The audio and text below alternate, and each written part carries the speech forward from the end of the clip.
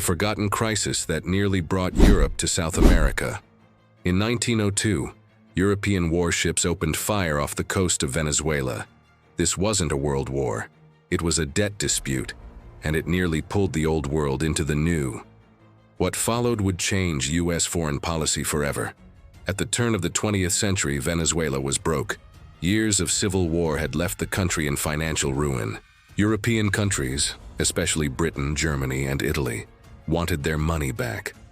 But Venezuela's president, Cipriano Castro, had no intention of paying. He ignored demands, dismissed diplomacy, and dared Europe to act. In December 1902, the Europeans did act, with force. British, German, and Italian navies blockaded Venezuela. They bombarded ports, seized Venezuelan ships. This was no longer diplomacy, it was gunboat imperialism. But there was one problem. They were doing it in America's backyard. At first, U.S. President Theodore Roosevelt wasn't concerned. He privately agreed that Venezuela was at fault. But there was a line he wouldn't let Europe cross. No colonization, no land grabs. When rumors swirled that Germany wanted territory, Roosevelt made a quiet threat. The U.S. Navy began preparing its fleet, just in case. Under pressure, Britain and Germany backed down. A deal was brokered.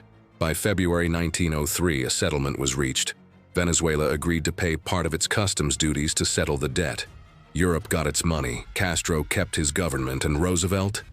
He got a perfect excuse to rewrite the rules. In 1904, Roosevelt unveiled the Roosevelt Corollary to the Monroe Doctrine. If any nation in the Western Hemisphere couldn't handle its affairs, the U.S. would step in before Europe could.